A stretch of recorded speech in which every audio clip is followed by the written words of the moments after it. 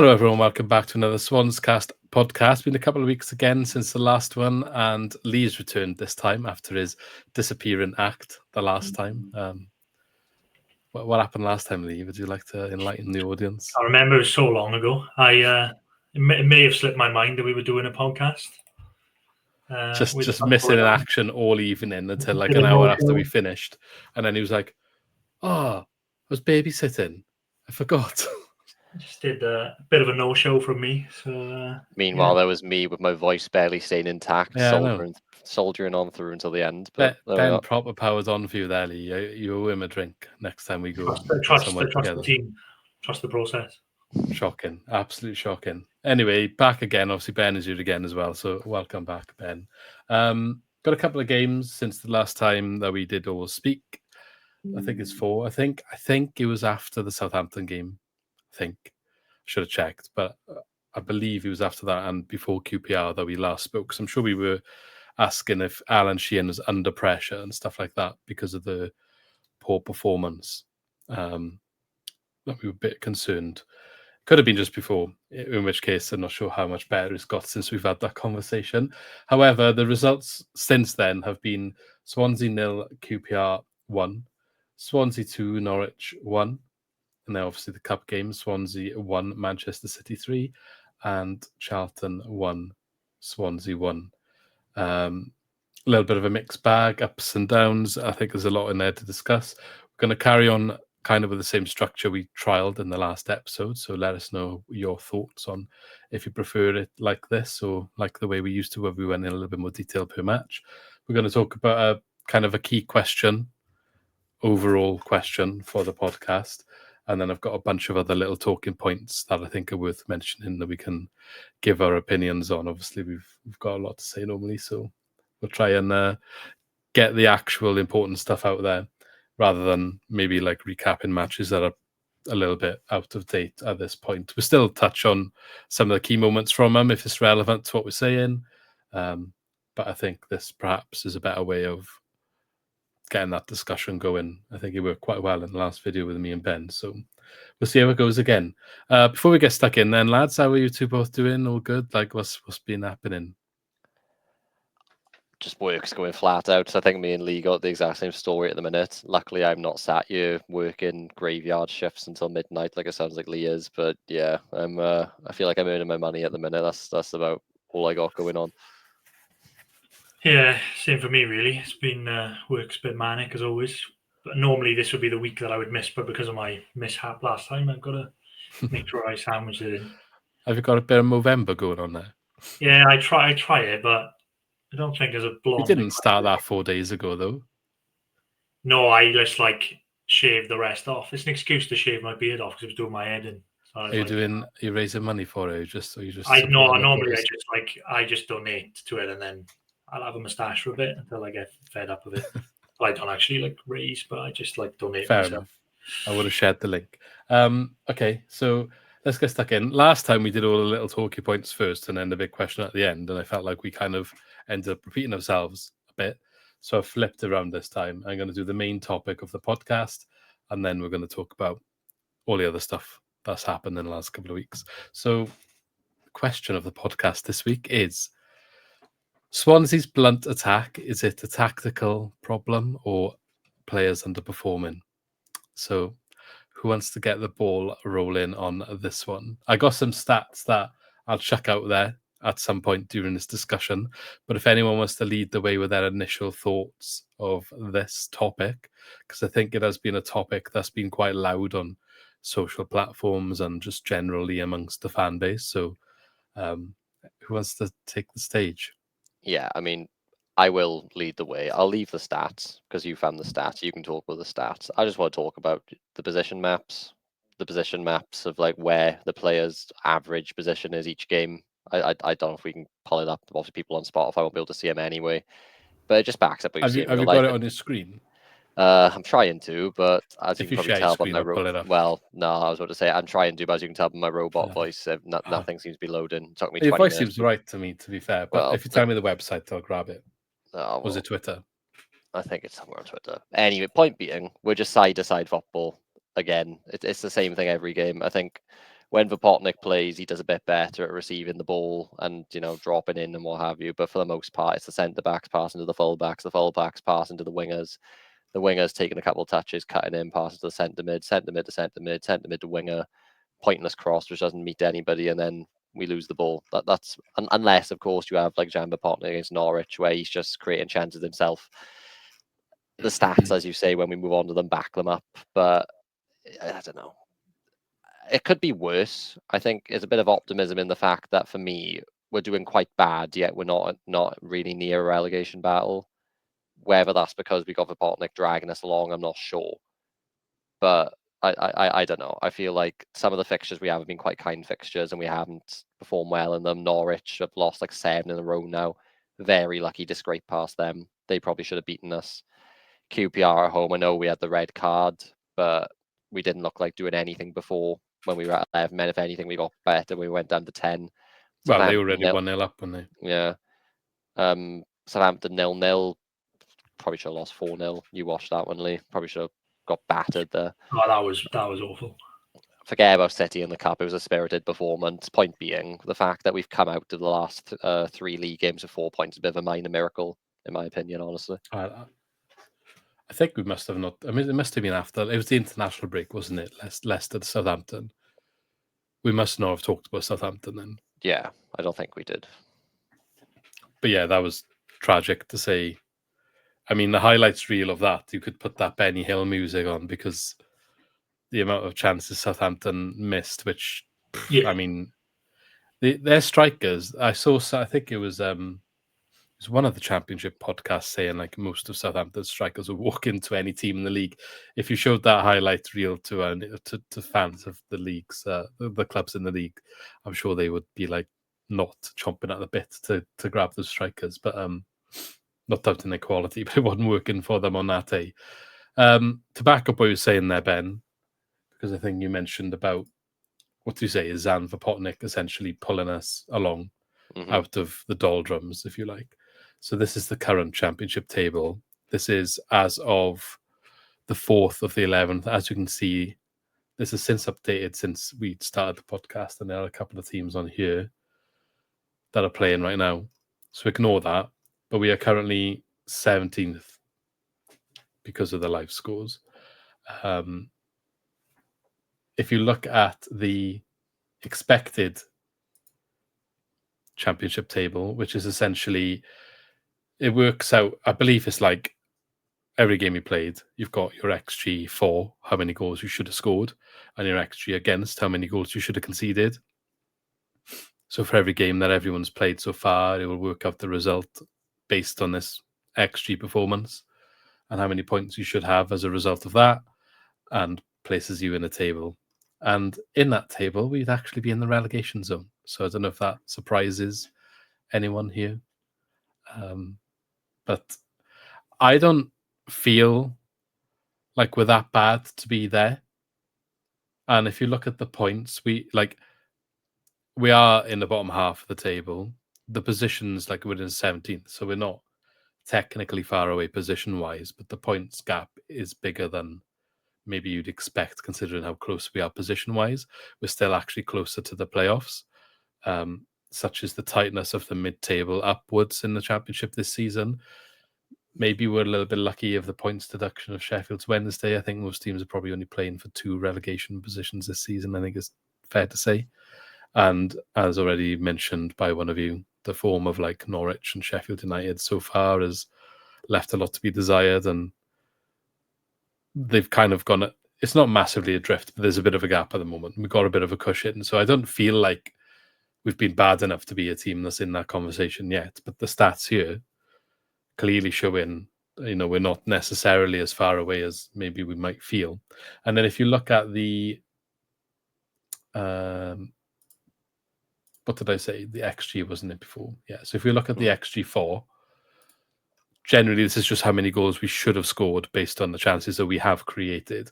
And I know a lot of people don't love XG as a statistic. I know people have got the critics around it.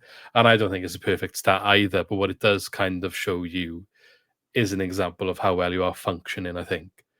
over a longer term period when it comes to things like attack and defense. It's a good indicator. It's not like by any means the be all and end all, but it's definitely a good indicator. We all know we struggle to score, so we all know that's a thing. So when you look at the table, we're actually bottom of the league for expected goals to be scored. So that just completely backs up anyone's view on our struggle in attack, and it shows there is a concern here. And I think when Alan Sheehan talks about being an attacking manager and how we're an attacking team, and when he's talking about how he's content with the way we played and the attacking chances that we created and how we should have done better with them, I think this is why it's causing frustration among the fan base, because it completely conflicts with this evidence.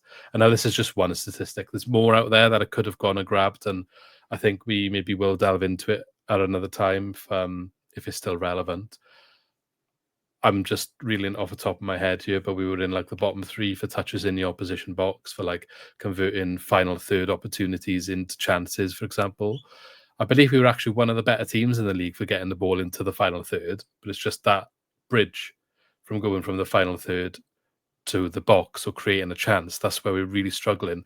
And I believe a significant proportion of our opportunities or shots are coming from outside of the box. I think if you look at every game, like the touch map, the heat maps that Ben was mentioning, and the position maps, and you can see where the shots are from, quite often they're all long range. But yeah, this is a problem for me. So 11.2 goals is saying that we should have scored. What was it? We have scored 13, 13. was it? 13. Yeah, just touching on So what you like, said as well. Like yeah. the reason that we have so much ball or possession in the final third is because the speed at which we get there is so slow and lethargic. The teams are just sat in waiting for us there. Like there's no hitting them quick on the transition really. You see it sometimes with Timon and Key. The one thing we do have is Cabango and Burgess love the ball from deep diagonally out to like the halfway line where the fullback will be waiting, and sometimes they drive on. But apart from that, there's no building through the thirds quickly or transitioning fast. It's literally just, slow, methodical. By the time we get into the final third, the box is just stacked with the opposition defence and sometimes midfield. So it's no wonder we have so few touches in the box. A lot of the time it's just hopeful balls into the box from wide that don't actually meet anyone. But I also think we're quite quick and like, maybe not quick. We're quite like efficient at getting the ball forward in a wide area, but not in a dangerous wide area. So like they'll run into the corners like the wingers, and I think Lee will probably follow on with this in a minute. Like they get to the corners all the time, but nothing happens. And they often have to like cut back. We've said this under Luke Williams. We've said this for a long time. It goes to the corners and then it goes around the box and then back to the corners and then around the box. And there's no penetration there. So then obviously the question I put on the screen, Swansea's blunt attack, is it tactical or is it players underperforming? Like, is that because of what they're being asked to do? Or do we think they are just not doing a good enough job when they're on the pitch of breaking through these defences? And Leo hasn't said anything yet, so maybe it's a good time for you to come in. No, I was agreeing with what you boys said. There's nothing. I don't disagree with anything that you've said. Really, it's not been good enough to watch, is it? I mean, we know we watch it, and you think like we just cannot create enough chances. I think like the Norwich game in particular was a really good like advert for that, because Vopotnik just scores from nothing. We didn't create anything. He just creates his own chances and scores. And yeah, both the goals. Yeah, and it's been like not really good to watch. But then, if you'd asked me like 2 weeks ago, I was quite firmly in the camp of like, yes, really bad tactically, and I'd probably put more of the blame on to like Sheehan's tactics than anything else. But then over the last couple of games that I've been watching, kind of shifted a little bit towards the other way. Not like, again, I'm not making an excuse. Like it's not good tactically, but I was just also thinking about like player performances as well. Like you said, we're quite good at getting into the final third, but there's no spark in the final third. I've been moaning about it for like 3 seasons now, I think. Like the wingers we've got are not good enough. The Potnik has been excellent this year, which has dug us out of a hole. But there are no other attacking players that are good enough to create anything. Like I think we see glimpses from like Inusa maybe, but I think he probably needs a season to blend in, because I think he's only completed like 190 minutes, and then most games he's like died off by 60 minutes. And we've got like Ronald and Eom. I'm finished with. Like I've been moaning about them for long enough. They're not good enough. They don't create anything. I don't like to dig out individual players, but they don't do anything, don't create anything. All they do is look for fouls. They go backwards, and I know we can say it's tactical, but they were doing it last season.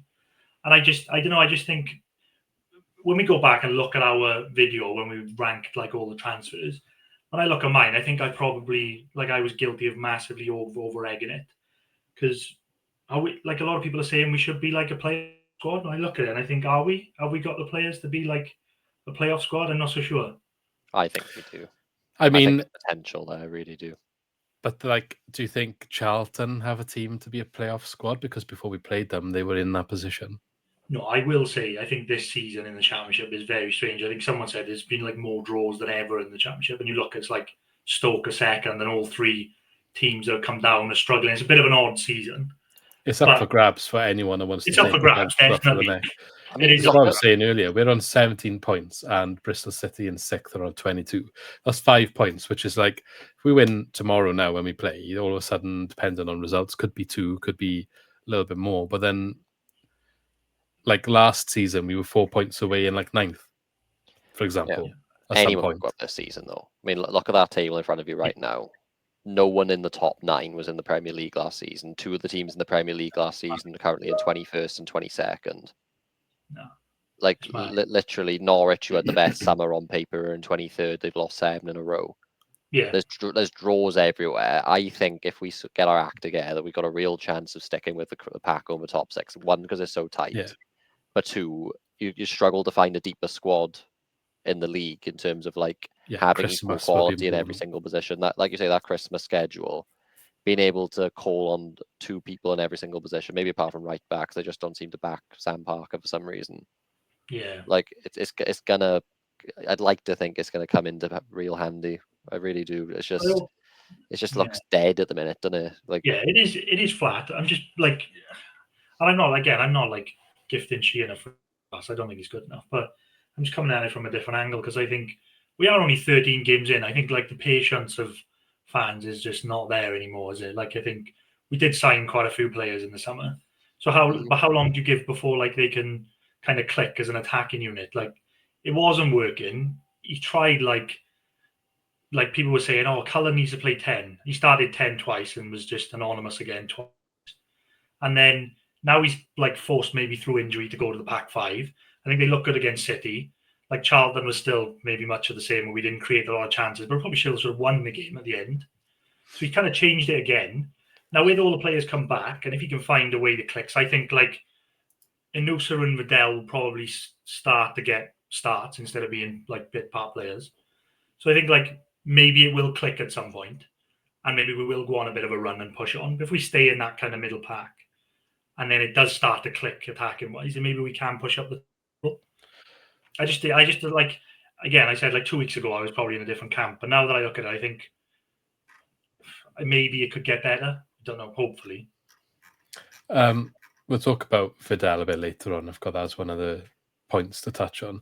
But Inusa have, to be fair, started more games than Iom, so he's been more involved. But I think he's been the one that's, as you mentioned, looked more dangerous.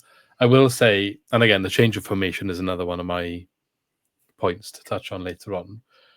We did look better against Charlton. The XG was better than it has been in recent games, but still less than 1. And we discussed Vapotnik's goals against Norwich, and both of them were, I think they're both goal of the month contenders for October. Mm-hmm. But then also, what was the date? Saturday. What was the date on Saturday? So Adam Ida's probably got a goal of the month contender for November. From his goal. That really well, to be fair. That goal, he took it really well. And then you could even go to the Man City game, and don't get me wrong, right? The level of opposition is a different caliber here. So all these criticisms we're discussing in this topic now, when they are present against Man City, you kind of expect it. You can kind of justify that because of who you're playing. As much as it's still relevant, there's that context of, but the team quality you're against is far greater. So when you're not creating chances, it's a bit more understandable. But Franco, again, another one for the bucket list, literally putting it right. You couldn't put him more in the top corner in that game. Starts so far outside the post as well, doesn't it? Yeah, but this so is what winds me up, right? Sorry, and to turn it straight back negative, I didn't expect that performance from us. By the way, first like half hour, we were actually first 25 minutes at least the better team. Guardiola said so himself, that isn't just me, exaggerating. Obviously, it wasn't sustainable. But we got that in us, right? Nottingham Forest second half. We come back from 2-0 down to 3-2. You can say element of luck. They should have put us away, made it 3-1 a couple of times. It didn't happen. We can raise our level and go on the front foot against that level of opposition when you know you have to, because that's the only way you're going to score against them. So why aren't we doing that at home to Norwich? Why aren't we doing that at home to QPR? Like it's so just basic and so just conservative. But this is it, isn't it? And like to back that up with stats, right? So like our XG against Norwich, when we won this 2-1, was 0.43. We created 0 big chances. Mm-hmm. I think what's the word? I don't know what the word is. You could argue there was one, but didn't actually get a shot away, so it didn't count. But he probably should have, and probably should have scored. Other than that, that was the Norwich game, wasn't it? Where he essentially went through and like tried cutting in the box, and he just fell over. I believe so. Yeah. And didn't he have one against Charlton? That you were debating a red card, Lee, but you were adamant. I haven't seen it back to decide what I think on it, but you were adamant not red cards. No, I don't think it was. I think like a lot of people said it was, but he takes a terrible touch and then he just tries to dangle his foot in to get to win a foul. It wasn't for me. But yeah, again, I think I don't want to be like too negative, but I think the wingers have been a problem in terms of like chance creation. Again, it is, but like Ben was right. Like when we have had to like take the handbrake off and go at teams. What game was it when it was one earlier on in the season where he went 2 up front? I think we were behind and he brought Watford. Was it Watford? Yeah, and Cullen gone up top, and like we went all out and we looked like we were gonna, we I don't know what game it was with Eder and Verbonic. I think it was Millwall. Oh, Millwall, yeah. He like completely took the handbrake off and went for it. And I thought like he's got to do that more often. Totally agree with that. He's got to. They worked well together, honestly. Yeah. I thought there might be times we see it in the season, especially now. If he's going 5 at the back, it might be more. But that's what I mean. Might be more able to accommodate it, ditch the wingers, and that's what I mean. Like we have tried it's still like trying quite a few things. We had the formation change. We haven't only seen a little bit of Rapotnik and Eder together. We haven't really seen like Waddell and Anusa start much. There's still a couple of other things that we can do. Like he's gone to the back 5. I think he will stumble on a formation or like a combination of players that will click, and then it may work. It may, but if hopefully we do see an improvement. If we don't, then it is down to like the tactics. But it's only 13 games in with all the new players we signed. Let's just like see what he can open up. But yeah, it's got to be sorted. Yeah. So I had a point then, but I can't remember what it was now. Vidal. Oh yeah. So you mentioned handbrake a couple of times. We're good. Not Vidal. We'll talk about him later. That's a different thing, I think. Handbrake. I think there's been criticism that he's been setting the team up a bit too much, too reserved. Like the priority of don't get beat, which is what kind of got him over the line when he first came in. That's what helped, and that's what really sorted us out. And I understand that, and it really did good for us when he first came in as caretaker. But there needs to be an evolution now, doesn't there? You're going into a full season where you want to look up the table. You can't just always go into games to not lose the game. I feel like we need to see him go into game to win the game. And I think I mentioned in one of the previous podcasts as well, where very often we start games quite well, as we did against Man City. We'll get a first goal, but then it's like we're happy to just be 1-0. And like, we're talking all this XG and all of the rest of it, but like if we have all of our chances in the first 15 minutes and then we get a goal, it's like all of a sudden then for the rest of the game, it just stops. So like, maybe we're not necessarily incapable of it, but like, I don't know, is there a mentality of just like 1 goal is enough? Were we happy to do that and then write it out because there's this rigid structure there that they're happy to see? I know it hasn't really worked, but like, he seems happy to sort of write out small margins, or do you know what I'm trying to say? I feel like we're never looking at that killer edge or like looking for that killer instinct to try and like put teams away. not to completely disagree with you, but in the last 6 league games, when he scored first once. No, I mean, yeah. So I think it's like stopped working is the point I was getting at the end. But like all season now, I think when we have been at our best, quite often it's been early in the games, and then when we don't maybe get the first goal, it's like we can't even chase the game very well. Then I think Charlton's perhaps the one exception, other than Watford as well. But I don't know. That was a weird game. Going back a while for Watford as well. Yeah. That third game of the season. I've just noticed quite a lot of times, whatever it is, maybe it's not a case of we're starting well, but I guess like when we do get a lead, is what I'm trying to say. We just, and usually the times where we end up going 1-0 up, we've looked decent for going 1-0 up. I think usually when we've gone 1 up, we've looked like the team that should be ahead. And then all of a sudden, we just don't look like getting a second. We just never look like getting that second goal. And the other team always creeps its way back into the game. And then when the momentum does shift to the other team, until they either score and then we have to try and get another goal because they've scored, we never really seem to regain the momentum. We just drop deeper and deeper, invite the pressure in. We can't get out.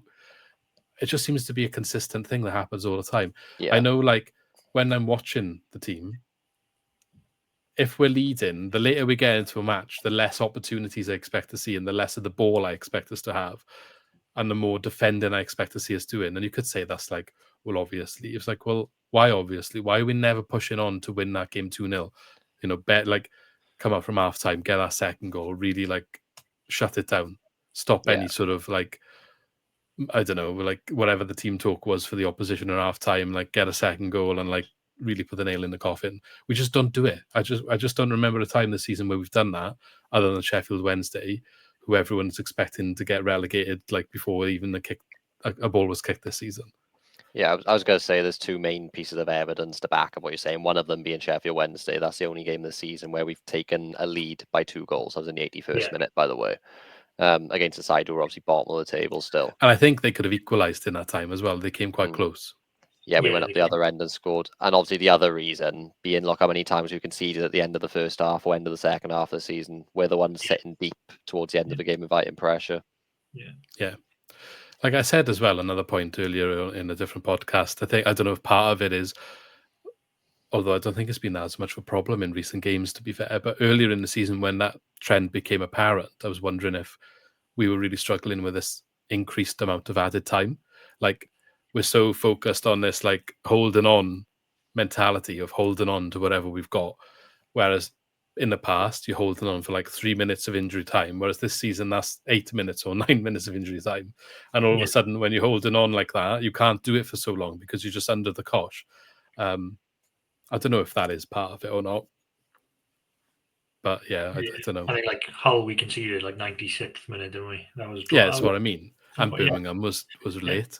Yeah, 2 late goals there. Yeah, because they were in a lot of added time. You know, like in a normal circumstance, if you had planned to do this, you probably would have got over the line. But this season, now they've changed the rules a bit, and there's a bit more added time. It's a bit more difficult, and we're switching off at the same time, but having to defend like that for longer, and it's probably an unsustainable way to defend. Yeah, what it was, there was 5 games out of. Sorry, I was going to say there's 5 games out of 6 in all competitions. Sheffield Wednesday was sandwiched in between, but we had Plymouth conceded at the stroke of the first half. Hull we conceded right at the end of the second half. Forest we conceded right at the end of the first half. Birmingham right at the end of the second half, and Millwall right at the end of the first half. So it's not always 90th minute, but it's a sucker punch at half time. It's just as bad. It completely shifts the momentum. The half-time team talks, and quite often teams come out different. They come out with their tails up, don't they? Yeah. Well, Man City did as well. They scored right on half-time as well, didn't they? We're far off. Did we actually get a confirmation of if that was an own goal or not? It's down as a Doku goal. I know there's definitely a deflection, wasn't there? Yeah, but if it's on target. Oh yeah. No. I know he's gone down as his goal, but like I just didn't think I was going crazy that I thought that our player put it in the back of the net. Like, he come off Burgess, didn't they? But I think it was going in anyway. Mm-hmm. Fair enough. Yeah. Okay. No, I agree. I think that's where it's tactically wrong, is that it does seem that we do drop off. Like, we do seem to like shut up shop towards the end of both halves. I do agree with that. That's where we do need to kind of go at teams a bit more, but we don't create enough chances like to kind of go at teams anyway, do we? Even when we are like kind of got loads of possession, we don't create enough chances to kill games off. So But this is my point. I feel like we stop trying to create chances when we get a lead. Yeah. Like, it's not even the case of we don't create enough chances full stop. I just feel like they just, we've got one goal now. We don't need to create another chance.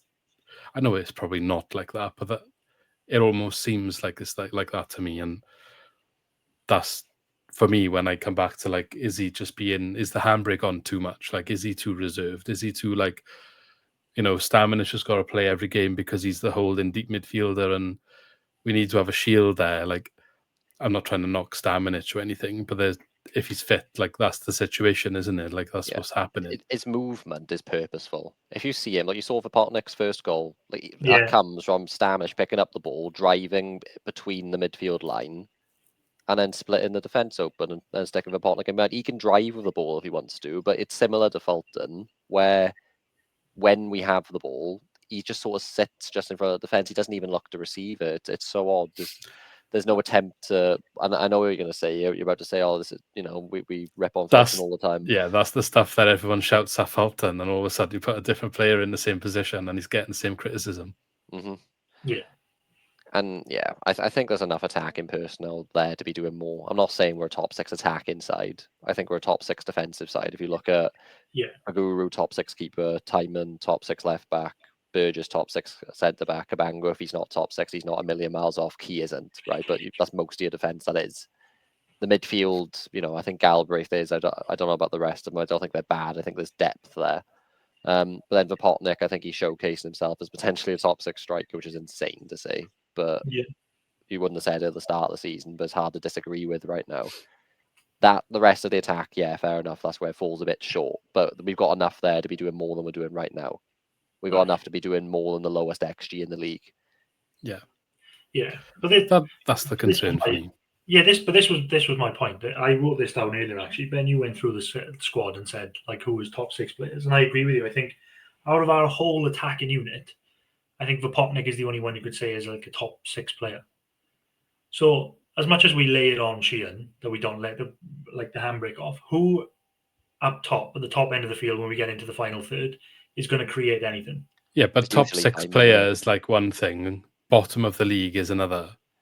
Yeah, but there's no creativity in that top third of the pitch. Zero. No player is creative in that top third of the pitch. I think Anusa is when he plays. But he hasn't when he plays. Anusa, when he plays, But he's like I said, I think he needs a season to bed in because he's only played and he came injured, didn't he?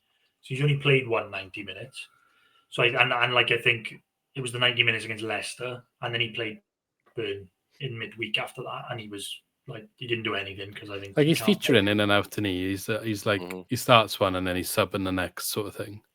Yeah, if it's again, the 3-game week, it's like it kind of goes with the theme where you said because he starts well. When he starts really well. And he looks sharp, and then it dies off. I think like that's when we kind of sit back a bit when the attack kind of dies off, and that's my biggest bugbear at the minute is like people will say Sheehan, whatever, tactically it's awful. But if everyone gets their wish and they sack him and bring a new manager in, the attacking players are still the same. They're not gonna. I don't see how it's going to be any different. Yeah, Benson's the one for me. He's been underwhelming. He doesn't look like he can sprint, does he? That's what I mean. Like, yeah, the attack. I've been saying it for 2 seasons as well. Like, I just think like some of the attacking players we've got are just not. It's just not happening. But midfield, who's going to chip in from midfield? Like Galbraith's brilliant. He's outstanding. He's not attacking. Vidal just looked insane we can move the on last couple of games. Some of these things now, but like this is where I think for that question that it is a bit tactical. I'm not saying it isn't players as well. I think our primary way of attacking is going to the wings. So I guess you could. So you say your point could be completely true. To be fair. But then I would still say Sheehan's the manager and he's the person picking the team and he's the person setting them up and asking them where to go. And his way of attacking is for us to always go to these wide areas, to these two players that you're highlighting, says Ronald and who can't do anything. And the way that we always attack out wide, I just think it's easy for other teams to defend it. I said this about us under Luke Williams. We were going out wide as a primary source back then. We don't play with an attacking midfielder, so there's always a hole behind the striker to the midfield. We're playing a flat 3 or a 2 really now, and a deeper one, other than this new formation change, which has slightly tweaked it. But ultimately, they go into the wingers. Nothing's happening unless Timon whips in a fantastic cross. Yeah. Which, to be fair, he's got the quality where he can do it, and he can whip in a cross into a box that's congested, and he's got the quality to put it on the one Swansea player. Yeah. The rest of them probably haven't, and that's our issue. So, yeah, okay, I think you are right. The players perhaps are underperforming there, but then are we playing, is the manager looking at that thinking, right, this is the players I got and this is what they can do. Maybe this isn't how I get the best out of them because they're not performing the way I'm asking them to play here. Like for me, Ronald is a player that he's got his limitations, but where you're probably going to get more out of him is a counter-attacking style of play into open space where he's not, I think, one-on-one, he's not the best one-on-one, but you'll get something out of him one-on-one, whereas as soon as he's 2-on-1, you're not going to get anything out of him. And as soon as he loses his confidence early in the game, that's it for the rest of the game. And you probably say the same about I think if they're running up a pitch on a counter, they're a bit better than when they're running into a corner up against a low block. I think they really struggle against a team that's set up low and deep where there's no space. And I think they just don't know what to do. They can't attack a man in a lack of space. I think Anusa's the only one I've seen really that will look to take his man on. Yeah. And that's been good to watch, and he's developing, and I think he's got potential. And when we looked at, there was a graph that came up ranking the dribble success of wingers in the league, and Anusa was one of the ones that was half standing out. So he's obviously making some sort of impact. He just haven't found his perhaps end product yet when it comes to goals and assists. Yeah, I was going to say, don't forget as well with Ron, like we mentioned about failing in 1v2s. When he came in and fullbacks weren't aware of his skill set, he was in one-on-ones all the time. He was absolutely skinning people for fun. There was no end product after it. Yeah. But he was beating a man easily, but because of the way we played, it's so heavily possession-based and building wing to wing. It's just too slow for him, I think. Well, yeah, but he's dropped off. By the time he does get the ball, he's receiving it on the half turn of his back to goal, and he's got 2 people next to him. 2 opposition people next to him, so it's no wonder he's struggling. Yeah. Is just such a confidence player. When he has little streaks of confidence, he scores like a worldie. He looks like a different player. Yeah. But he just has far too many moments where he's miscontrolling the ball or getting pushed off the ball too easily, or not shooting when he should shoot, or not pass when he should pass. I think he has potential still. I just can't see how he's going to reach the level we need to be at for where we're going though. No, I agree. I think is a confidence player. I think they both are, but I completely agree with you as well about Ronald. I think the way that we play just don't suit him, to be frank. I think he is the player that's going to excel in those areas that I've just mentioned, and we're not playing that way. So he's going to look like a bit of a cart horse at times. That's ultimately the way it is. There was that game against Sunderland away where he scored 2 goals, wasn't it, when he first joined early on. They were both on the break. Yeah. Running into the opposition half on who were backtracking. And you're right. I think that's where the tricks that he is capable of can work.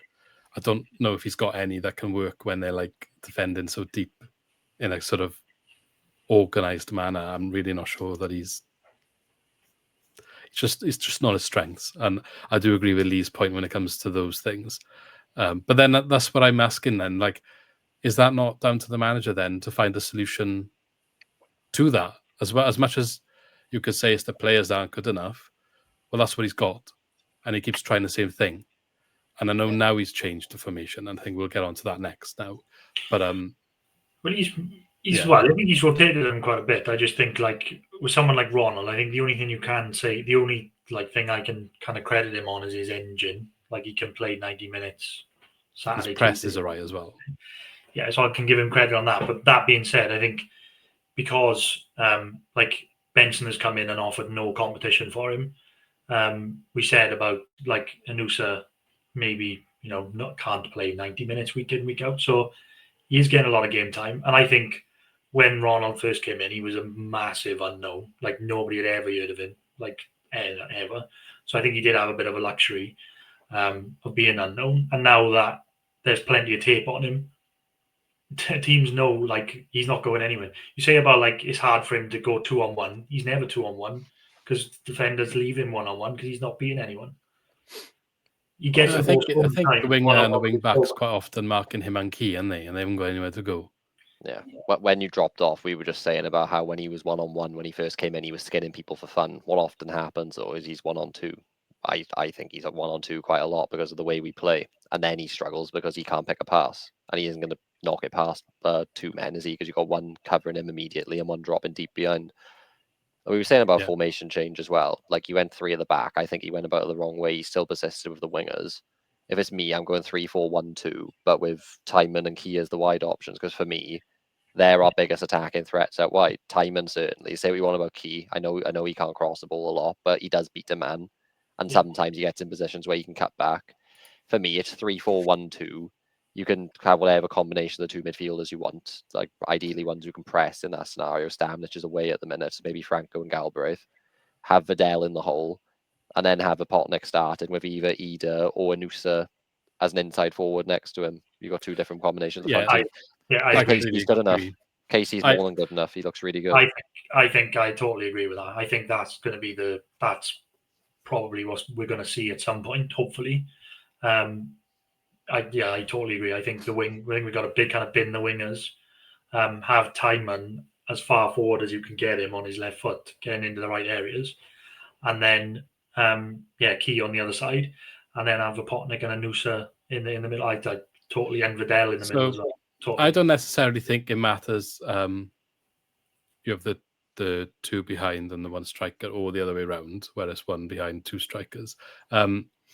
I think the way he did it against Man City, it was Vidal and Anusa, but they were playing as more inside forwards, and it worked. I think Anusa's capable of doing that. Yeah. I think he's shown, and he could be effective in that role. And Vidal naturally cuts in, and I think he had his best game, to be fair, in a Swan shirt, and he should have scored against Man City. Don't get me wrong, he should have, but I think it was a good save, to be fair, fingertip save. I don't know why he went outside of the keeper. We could have been 2-0. Don't know if it would have been enough at the end of the night, but I mean, who else gets in that sort of opportunity these days at the moment for us? But like people have like questioned his exclusion from the team. He showed in that formation, in that game against the strongest team we played all season. He's definitely got something to offer, and it absolutely baffles me after that performance that for a start he didn't make the bench for them games, and secondly he still haven't started the league game. I absolutely don't understand it. And then moving forward, you get the complete opposite then against Charlton, which is, I think, Ben's point to a T, where obviously I guess because of the 3-week game week, Anusa and Vidal didn't start, and it was and Ronald, and they are more wingers. I'm surprised that I thought maybe he would be more capable of doing the job as inside forward, but we were ineffective. And then when the changes came and Vidal and Anusa came on, we were immediately better. And the end of the Charlton game, we should have won. I don't know, like Key. Well, I will defend the whole thing, players or tactics. Like, you can't blame the manager for not winning Charlton when Key's missed a sitter at the end, to be fair. And we need to mention that. I don't understand how he's missed that. Literally, he's on his away. Weak foot. He's you can't sky it from there. I don't care what foot you use. Use your head. He's got to hit the target. He has got to hit the target, I know. Chest it in or something. I don't know. Just why you can't put it over from there. Anyway, it's done now. But they need to be in that. They need to be using them as inside forwards, or maybe maybe you play 2 strikers and 1 behind. But like either way around you're doing it, Vidal has, for me, completely showed up Ronald and because of the amount of effect he's had, and he still haven't started the league game. He's come on and like it's just there's more energy there. There's more like he's not even doing anything spectacular, but he's just in the right places to receive balls and like make things happen. Like without you even really saying like he's done something spectacular. Like he's just being better. It's the intensity of the way they attack, isn't it? But that's why I think it's more. Well, again, we'll go back and forth, but that's why I think it's personnel. Because as soon as Anusa and Vidal came on that wing, we were a different team. Just by they were in the same formation. It was just two different players in those positions. We were a different team. And we could have gone on to win that game. But again, like Sheehan's the one that's not picked Vidal to start a league game. But I think Vidal now has played his way in. I don't know what tomorrow. I think we'll see what he's. You think he's got to pick Vidal and Anusa to start tomorrow? If he doesn't, then I can't answer for that. That's they both got to start tomorrow, and I think they've got to start every game going forward because I've seen enough of Ronald and Eon. They've played their way out. They're done for me. But they've got to start those two. I think Vidal's played his way in. The thing is, they played against Man City on Wednesday, and they played really well. And it's a hard game against Man City. You would have chased the ball for 90 minutes. So I didn't expect them to start against Charlton. I thought he'd rotate them because I said Anusa doesn't play like that many minutes this season so far. So whether match fitness is an issue, and Vidal hasn't played that many games, so I expected them to rotate. So when everybody was crying that they didn't start, I was like, well, we kind of expected that. But now next game, with their performances against Man City and then off the bench against Charlton, I think they've put themselves in as the starters now. Yeah, because Vidal's come in and he was off for a month for no particular reason, but he just looks so much sharper off the ball. He looks strong all of a sudden, clever, knowing how to win a foul. But also, particularly when he's on the ball, we're saying about him not doing anything spectacular. I do think he's a step ahead of everyone else on the field for us. I think he's seeing football runs, he's seeing passes before everyone else's intelligence and his ability to see, have not only see the vision but pick the pass as well. Yeah, he's actually. I don't want to say he's doing too well because he's not finding the passes, but he sees the runs people should be making. Maybe in Denmark he's used to people making that run. I don't know, but no, it probably makes sense. And then it's one of those where you can see what he's trying to do and it's not coming off yet. Yeah, that's what I mean. It's like these are all still quite new players together, aren't they? I guess we're only 13 games into the season. I know it sounds like a lot, but like the side that you just listed off there, Ben, like that, if they play that, it might take another 3-4 games for them to click. But I think it could. I think Vidal could be the catalyst that could like kick us on and make us more creative. Hopefully. But I looked at the thing earlier. I think it was only 3 games that he wasn't on the bench. And then he's featured in every other game apart from one off the bench.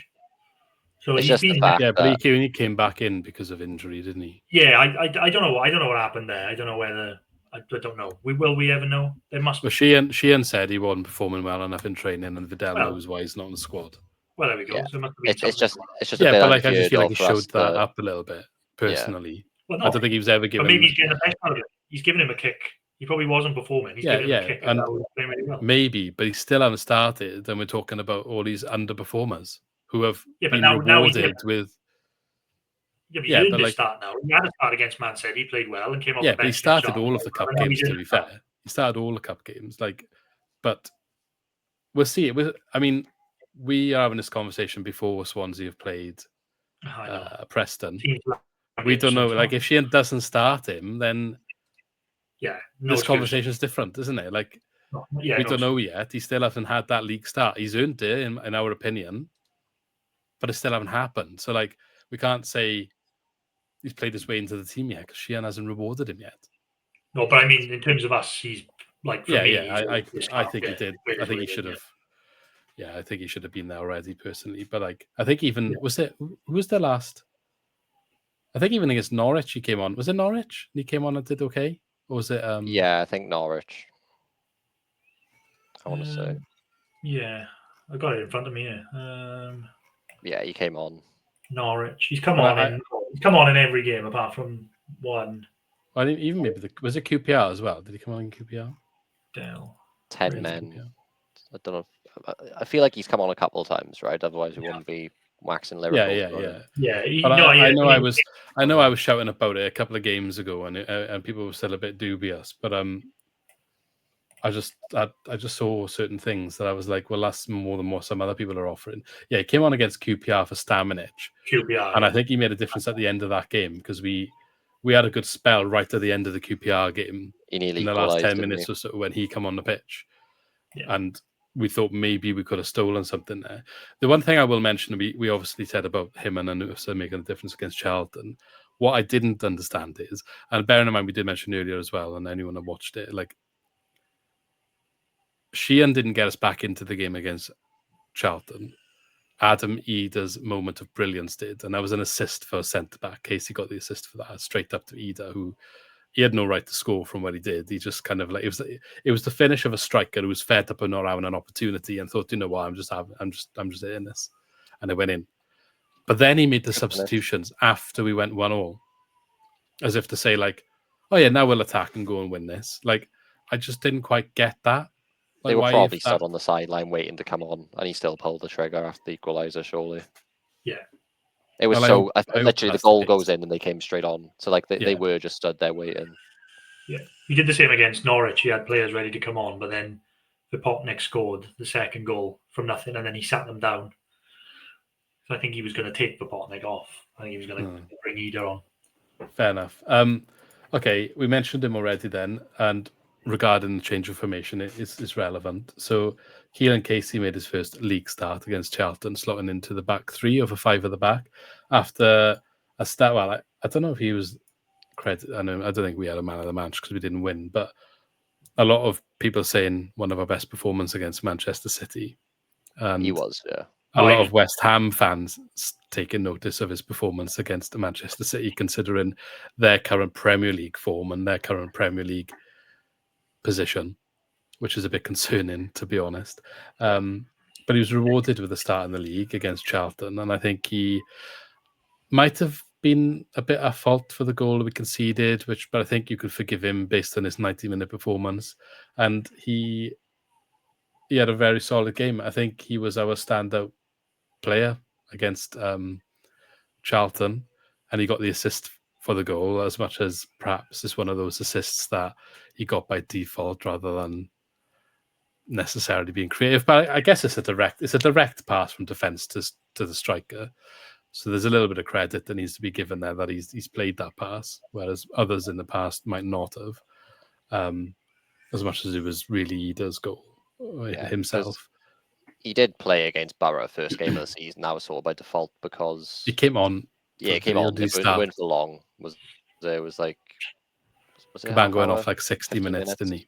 Yeah. Yeah. So he has played once, but yeah, he was very much been frozen out bar league, a couple appearances apart from that. City, he was exceptional. I honestly saw the team. I saw Eshe Samuel-Smith. I saw Casey. I didn't have bad words to say about them going into it. They did well against Forest, but I was like, this could be a long thought there was day. too many changes, to be honest. Yeah. I thought there was like this. Well, I was like, obviously Man City are going to play their second team, but they have the luxury to do that. I was like, I don't know if we do. That's kind of what I thought going into it. Yeah, but Casey was exceptional. On first team now, didn't they, with some of their performances? Yeah, Casey was exceptional. Eshe Samuel-Smith was as well. And it's getting to the point now where we talked about the depth. I wouldn't mind Eshe Samuel-Smith playing. I know I wouldn't choose him over Timon, but I'm completely fine if he comes off the bench or if we have a Saturday, Tuesday, he plays in one of them. 3 at the back or 2 centre backs. I'm fine with Casey playing. Yeah. Midfielders galore. The wingers are the one. Like you can't exactly pick 2 good wingers for us. That's the issue. Yeah. Well, it'd be Vidal and Anusa at the moment for me. If you play him on the wing, I still think he's better in the middle. Personally, in a 5, I'm just thinking 5. Yeah. Because like the one way it can work with Vidal is if he drifts in and Timon overlaps. You're relying on us going on the front foot there, though. We don't always do that. Whereas I do honestly think if you stick him in front of Franco and Galbraith or Galbraith and Yelkuye, then that's where you see the best of him. Yeah. But I guess in a 5 formation, the wing with the 3 centre backs and the wing backs, there's more opportunity if you're going to put him in that position to be able to drift in. Yeah. I'd like to see that. I'd love to see him do that. But point being, we're talking about all these different options. We don't usually have this luxury. Like I know I rattled off an 11 I'd like to see and the specific formation. But you do have to take a second and look at the team sheet every time you see it now to count how many changes there are because the bench isn't necessarily weaker. You see like the bench in the last game now, you had Vidal there, you had Anusa there. You got people like Cullen who you can still call on who I like. You got Benson who obviously Premier League quality. Vipotnik was injured last game, so he wasn't there, so Ida started. But you got those 2 changing a lot. It's you can say of Vipotnik's better than Ida, but still, how many teams get to have a £6 million striker on the bench? I don't even mind a Bobby Wales coming in when Vipotnik's injured on the bench because he's versatile in any of those attacking positions as well. And he's been doing the goods in the youth team, to be fair to him. And he has scored the first team goal for us as well. So yeah, hasn't really featured since, but he's got on the goal sheet. But yeah, I think Simon Smith was really good in the Man City game as well as Casey. He played centre back in that game though, so like I didn't realize he was capable of that position, and it's only I didn't realize as well his second senior appearance in any like just any football, and that was against Man City, and he really stood his own ground. And the other's been against Forest, so he hasn't actually played against Championship opposition yet. No, and he's been fine, like solid, and left back and centre back in 2 different positions. I'd be fuming if I was in mind. Like, fair enough. Like, I'm not saying he's acted out to anything at all, but he's come in. I'm not sure what else he could have really done. It's just he's got one of the best left backs in the league ahead of him. Yeah. I don't know what he's got to do to get a game at right back, to be honest. Like, yeah, I mean, I don't know. Maybe he really can't play it. Yeah, maybe he's not comfortable there, but yeah, I was thinking that. I was thinking they could try him at right back because is he left-footed? Yeah. That's probably why, isn't it? Yeah, he's probably not comfortable playing that, and especially if it's only his second appearance ever. I mean, Sheehan's tactics, he wants crosses, doesn't he, from the wide areas, and he's going to be cutting back all the time. And if you're going to play a Ronaldo, Benson's left, is he? Benson's left-footed, yeah. Ronald's not sure. Right-footed. I don't really know what's going on at that point, but yeah, I think though if we do persist with the 5, like if one of the 3 centre backs needs a rest, like maybe he'll find a little bit more game time going forward. I wonder where he'll feature in the centre back pecking order over Santos. I was going to say Santos, left-footed centre back, is now back fit. Yeah. Bit of a kick in the teeth if you're Santos, if you've got a left back on loan playing in your position ahead of you. So he was on bench against Man City, wasn't he? Yeah, he hasn't kicked the ball all season. No, I know, but surely then you look at that performance and it's got to stay in that order until there's a reason to not. Yeah. You got to earn it, and you like said, like Casey came in the other night and he was outstanding, and same with Samuel Smith. He came in and he was brilliant. So he's got to be. You've got to kind of lose it. I mean, you've got to lose the position. Yeah. So I think that's fair. Like you said, I think there is an abundance of riches, like back 4 or 5 into the midfield. It's just beyond that where I think I think there's only one answer that we can do. Well, going into the game tomorrow, and by the time this is out, it might be the game today or it might be the game yesterday, depending on when you're listening. One player that is back in contention and may have played or may not have, or we'll have to wait and see, is Yalkuye, who got a red card against QPR. So first of all, what do you think of the red card? That's just ridiculous, isn't it? It's everyone's saying by the rules of the game, it's a red card. But if you look, he stuck his head in, and I can't even remember who the centre-back was. Steve Cook. He's moved away as the heads come in. Like, at very most, he's grazed him. And you could say, okay, Yalkuye's got to learn, you've got to know to not do that. Yeah, fair enough. But if you look back at it, it's 6 of one, half a dozen of the other. Cook's done exactly the same thing before, but Yalkuye hasn't reacted. It's embarrassing from Cook, but that's just the state of the game nowadays. It's no different. Remember when South Wales Derby and Cabango got Callum Robinson to chuck the ball his face, then rolling around on the floor? We loved that then, didn't we? Because he's got the star striker sent off. This is kind of why I took that attitude of like, well, that's the rules, because that's literally what I was thinking in my head. I was like, I'd be a hypocrite now to like not accept it on the chin this time. However, I do, after watching it a few times after the game, days after or whatever, I do personally think they either both should have got sent off or both got a yellow card. I don't think either of them. The only difference between what either of them do is one of them falls over and rolls around on the floor. Yeah. They both go down and they both go in with their head. Like Cook went down rolling over, but he leaned in just as much as Yalkuye did. And as soon as there was that tiny bit of contact, there was a sniper in the ground and he was rolling around on the floor. And that's basically bought the ref. But I think that's like, I understand why the ref will get bought by it, but the linesman should have had full sight of the entire situation Yeah. and should be telling the referee, yes, that happened, but both of them did it. He's now rolling around on the floor to buy this result. So whether then you I don't know, like if the result is both red card, maybe there needs to be like something afterwards because of I don't know what the rules are around it. It'd be good if football introduced something like that where it was quite obvious there's a bit of conning going on, that there's some sort of fine for the player. Yeah. I think that should be introduced. I'm not saying that should mitigate the result in cards that are issued. Like if the rules for this is this head-on-head contact and the red card happens, fair. But like one of them's gone down as if you've literally just punched him in the face, and that absolutely didn't happen. So then that should be punished. This is where the debate with VAR comes back. We're saying, there was VAR now. First of all, would they look at that and say it's a clear and obvious error from the referee? And second of all, would they say, go over to the monitor, you need to look at what Steve Cook's done? Because you can argue it's not a clear and obvious error that Yalkuyi has been sent off. And you can argue what Steve Cook did isn't enough for a red card. So in that instance, the red card would have stayed. Steve Cook would have stayed on the pitch, even though they've both done the exact same thing. And this is where they tend to the check entire all red referee cards, doesn't they? I don't know if the clear and I think the clear and obvious thing is just a get out of jail card when they find yeah, absolutely. Like I think if they had to review that, they'd be very hard to justify maybe not having the same result. He wouldn't get sent over to the monitor. That's my point. Like you say, it's a get out of jail card, but it is the official law. Like in football, if it's not a clear and obvious error, but it'd be shown on. Do they show it on the screen before he goes to the monitor? No. It's not like rugby.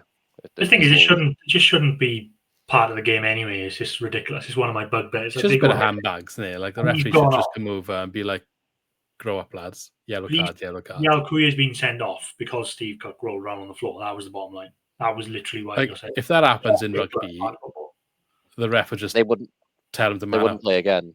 Well, that's the thing. Not even tell them get up. They wouldn't play again for whatever team they play. Or they'd the coaches would obviously rinse them. But in terms of any handbags that happen in rugby, the refs just like lads, sort it out. It's just like accepted in football, isn't it? It's just like embarrassing. But there we go. Yeah, but he does need to learn. Like it's not the only part he needs to learn. He's 19. The only senior experience he's had was for who was it even for? Someone in Austria. Yeah, Sturm Graz. Before that, he'd only played like 10 games for some other club before. Wasn't that right? So point being, he looks like a 19-year-old playing football. You look at the decisions he makes. His technical ability, you can see he's got bags of potential, honestly. Yeah. But when he picks the ball up, he just does the unnecessary thing of trying to dribble his way out of a tight space surrounded by three players rather than play the simple pass. He clearly has probably done that exact same thing in Austria. He squares up to someone. But because it's not on TV and there's not 20,000 people watching, it's because, not everything's under the microscope. That thing's happened. He completely missed. And he has had no consequences. He won't do it again now because he probably got a ball again when he went into the changing room. Even though, let's be honest, we went down to 10 men and then we actually started being the better team. It was a weird game. But, we should have really had a better chance of winning if we had 11. He won't do it again. And I think he'll have to work his way back in now. It's coming at a bad time for him. Well, I was going to say, I wouldn't be surprised to see him start tomorrow because of the fact that Franco and Galbraith have had a busy couple of weeks. Stamenic, if he's still unavailable. Stamenic is away. You don't start Fulton. For me, it's Vidal, Galbraith, Franco, but depends how much that's who it is for me as well. But I don't know what their fitness is. I was surprised to see them both start against Charlton because Galbraith couldn't pass a ball at the end of the Man City game. He could not find the team. I'm not criticising him. He was absolutely on his last legs in that game. And Franco didn't even make 90 minutes. So Galbraith played 90 minutes in the last 4 games, including Man City. Yeah, so I wouldn't be surprised to see him come back in just because of that. I guess and it's away again. I guess for me, the important thing is Vidal starts. If I'm Vidal and I've done all these last 4 games, 100%, and I see Yalkuyi get a red card, costs us potentially the game, and then stroll straight back into the starting 11, I'm sat on the bench, and I'm just sat there thinking, what do I actually need to do? Yeah, but I think they both start. See, I don't think they do though, because I don't think they work in the same starting 11. Well, it depends if he plays Vidal wide, isn't it? And then plays. Yeah, but that's what I'm expecting. I'm expecting Ronald and to drop out for Anusa and Vidal. I swear to God. If it's Vidal wide, that's different. But if it's Vidal in a midfield 3, I don't think you can put him in a Noosa in the 3. I don't see him and Yalkuye. I think we're going to be 5 again. Yeah. Personally. Yeah, I think we will. I don't think, based on the fact that Vidal has, say, stood up and earned his place playing in a wide position, even if it's inside, forward, wide, whatever, in this system, that is now where I think Sheehan considers him an option. I don't think Sheehan is considering him as one of the two, personally. So I think Yalkuye is challenging Galbraith or Franco, not challenging, but if Galbraith or Franco needs to be rested, he'll come in there. And then if Ronaldo changes, that's where Vidal is an option. That's what I think personally anyway. We'll see when this lineup is done. Yeah, tomorrow. that'll be the most interesting one now. Is when the team sheet comes out. I think it's been chances are we going to be fuming. Oh, if I swear to God, if Ronald and Eom are on the pitch starting again, I might not watch the game. It's just I can't watch them again. I can't watch them again. I think if we persist with that formation as well, last word, and then we'll do predictions. I think Cullen is in a bit of a no man's land at the moment. But I think if we continue with this, maybe he's got a place there. And if Ronald and are still underperforming, I think Cullen behind the striker in that inside forward position with someone perhaps a bit more creative like Vidal next to him. Yeah. That might work. Because he's quite good at arriving late. Striker man, Cullen. Yeah. He's always been a true striker man. It frustrates me when they've tried to play him as a single 9. Like you go back to youth level and even having someone next to him helped. And obviously, again, I say it all the time, I feel like his best time in a Swansea shirt was next to Perot. That little 15-game spell where they were front 2 together, phenomenal. And I'm not saying for Potnick's like Perot, different players, but they've got similar qualities in terms of the ball sticking to them. Yeah. And that from Perot is what allowed Cullen to be so good. So if Cullen can be the one running off, even if it's Ida, right? Because I think Ida, he's slowly getting up to speed. I don't think he's worth the money yet by any means. But if you look at him when he tries to, be that target man figure, he's very different for Potnick. Where Potnick looks to chest it down and it just sticks, or he's playing it first time pass out wide. Ida sort of backs into his man a lot and just tries to have the ball drop at his feet, and normally that doesn't work. The other thing he does, he'll get up for the header, he does win it, but he doesn't really look what's around him. He always just goes to flick it on, regardless of if there's anyone behind him or not. Yeah. If you had a front 2, it wouldn't work with Potnick, but if you had a front 2 and you had Cullen running off, at least then he's got that option. So for me, Cullen's place will be just versatility. You're going to have injuries, you're going to have suspensions, you're going to have tired legs. The fact he can play wide, the fact he can play 10 striker in a 2, maybe even 8. I know there's mixed opinions about that. So he will get minutes. I don't think he's 10 either. He's not going to get starts, but I do think you'll get minutes. Personally, I do think he's somebody who, you'll see certain games and not others, but you'll get used. He's going to start tomorrow now. Vidal. This is why. Well, he could well do. I'm just optimistic that we'll find a combination that'll work. It's not working at the minute. There's no denying that. But I just think we'll find a combination that works and it'll stick. Like we haven't played that well at the minute, and the table is still like super tight. We're not, we're not Norwich. We're not like lost 7 games in a row. I know it's not been great to watch, but I think we will. We'll find something. It's not as bad as people make out. You read some of the stuff and you'd swear we're bottom of the league, not won a game all season. Is Potnick out tomorrow? I don't know. I know he was injured before. Yeah, they haven't said they haven't even said what the injury is. They don't really talk about injuries anymore that much. It's a strange one, yeah. Because it wasn't. Yeah. It just came out of nowhere, didn't it? He just wasn't in the squad. We were like, oh, great, he must be injured. Derby are beating Hull. No, so they've gone above us. If we do predictions now, I was just going to say, sorry. Me and Lee both had the same score in the last game by accident. It didn't come in, neither did the result, so there's no consequences. But yeah. Did you pick the same? We must have. I went 2-0 to Swans. No, I didn't. I went 2-0 to Charlton. That's why. No, you said 2-0 Swans. No, no, 2-0 Charlton. Yeah, I said 2-0 Charlton. I thought you said no. All right, yeah. So yeah, we didn't. You didn't have. I was going to say I didn't think. No, I just typed it in wrong. There we are. Okay. Yeah, anyway, the scores are a bit all over the place, aren't they? Luke on 14, me on 8, Lee on 4. Never has it been so, different. Just carried on from last season. Isn't it? I'm robbed a bit because like Southampton, Oh, 2-0, yeah. we should have lost that game 2-0. How they didn't score, I don't know. That's just Oh no, I'm conspiracy against sorry. my predictions. If we're talking about anyone getting robbed, right? It was We should have won against Charlton. no. Look at game week 6 and game week 7, right? I had Birmingham. No, game week 5 and game week 6. Sorry, I had Swans 2-1 against Hull. We conceded 97th minute, and Birmingham 0-0, and we conceded 94th. I was on for 10 points there. Yeah, you should have had them, and I should have had my points, and Luke's just getting lucky again. I'm sure there's some that I've been robbed of as well. If you want to play that game, like I got 0-0 for Middlesbrough, and if we didn't concede that corner, then we would have been 0-0. Oh, if we didn't concede that Well, I corner just in the say 60th it's all minute. ifs and buts in there. Like anyway, 2-1 against Watford. I had, and I think we should have won that 2-1. Yeah, that's a fair one. Right. Anyway, Lee, you're up first. Preston away. We'll do 2 as it because international break after Ipswich. I'd love to know the starting 11. When you're not having it. Do you know what? I'm gonna go. Are we allowed to say 0-0? Yeah, you just can't say 1-1. Yeah, 0-0. It does look like a 0-0 game. Notorious though. Every time we play, it just seems every time we play Preston away, it's midweek and it's an awful game every time. And they're actually really good at the moment. I know, it just seems like it's always midweek away at Preston. It's always Preston's always a crap game. I can't ever remember playing Preston. We beat them 3-0 once, but it was a bad Preston side. I never remember pressing him. Like, that was a really good, entertaining game, and both sides showed. There was that one that Joe Allen got sent off in. Oh, the 4-2 last game of the season. Oh, yeah, that was 3-2. Russell Martin.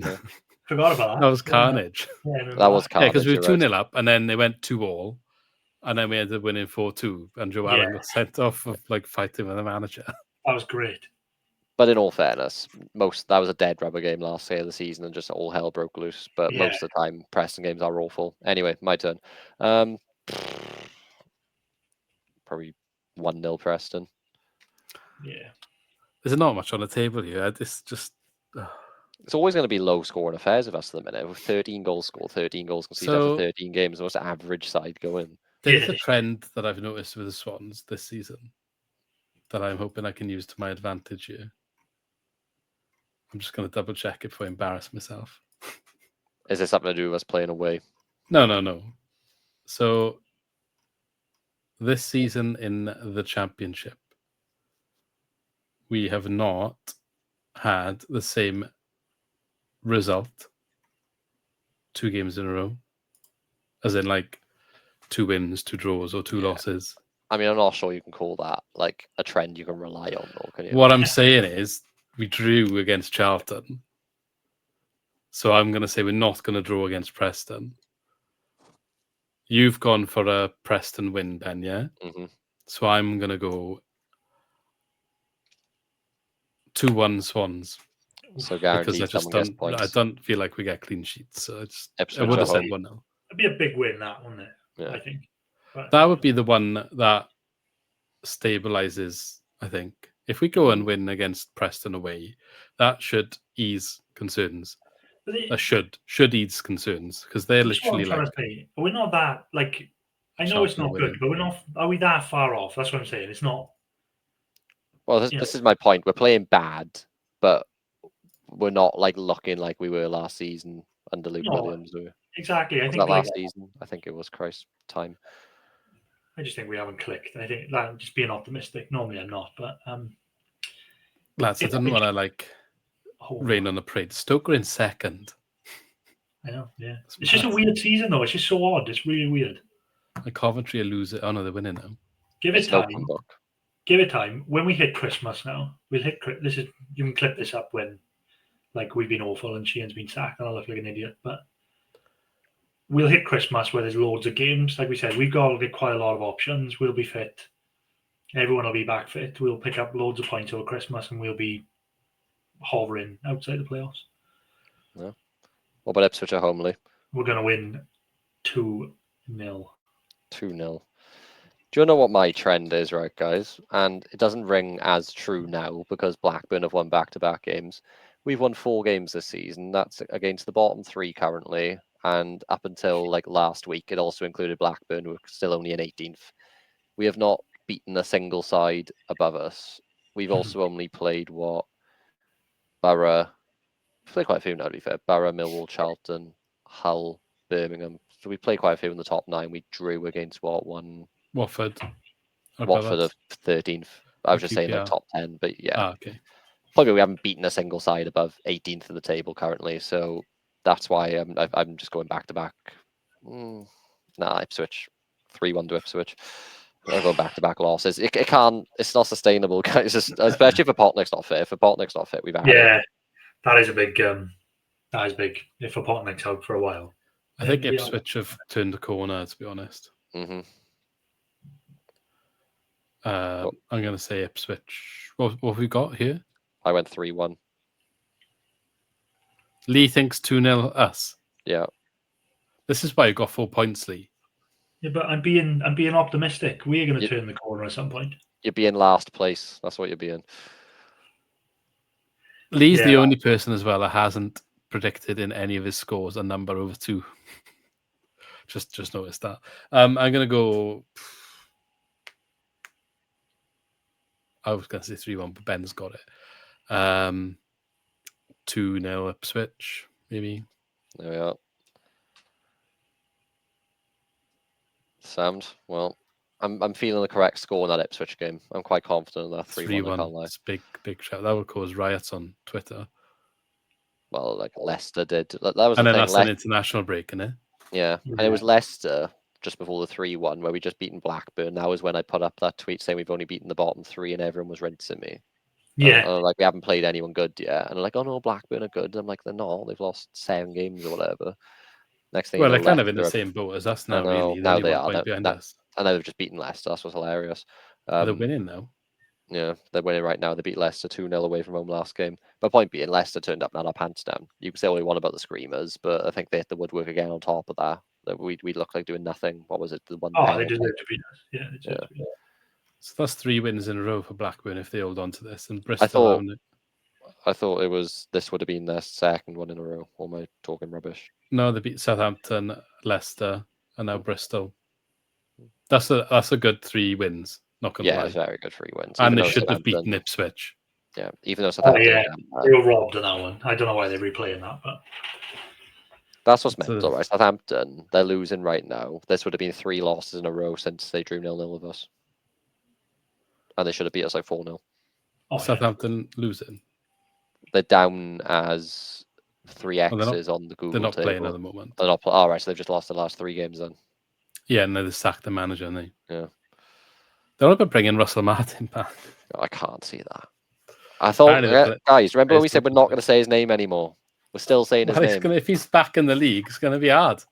He's not back in the league. He went to Scotland and he shat the bed. Yes, so now he's going to come grovelling back to Southampton.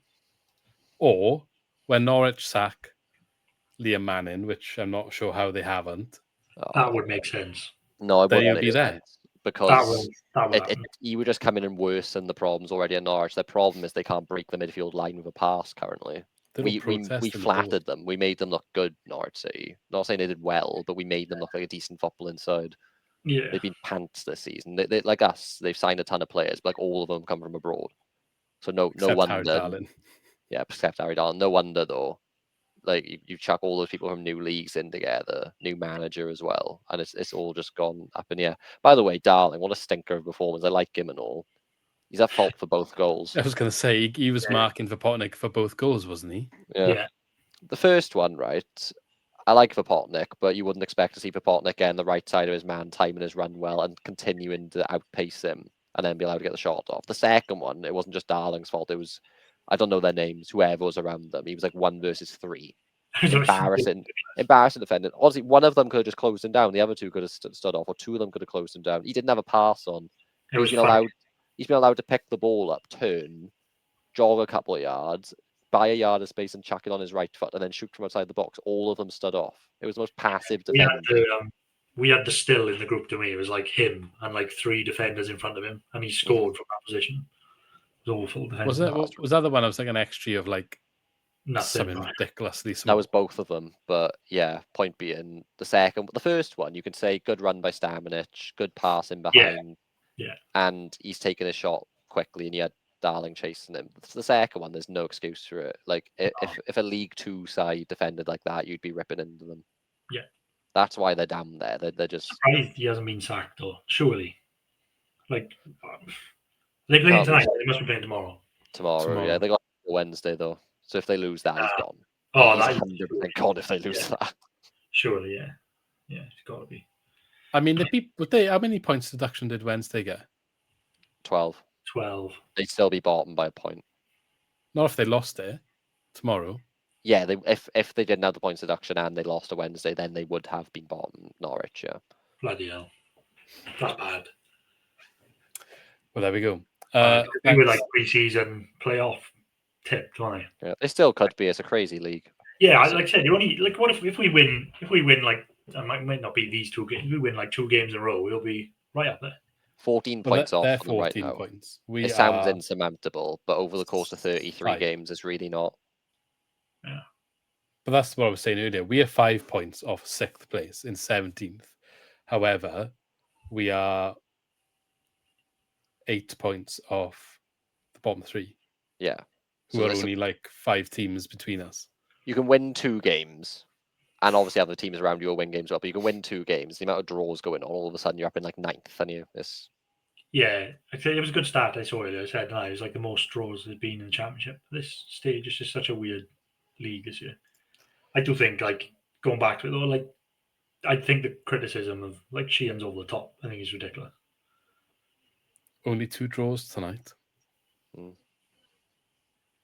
Time's changing. Yeah. Anyway, on that note, let's end it there. So thanks both for coming, as always. Let us know all your thoughts in the comments about everything we talked about today, and we shall catch you in the next video. In a bit. See you later.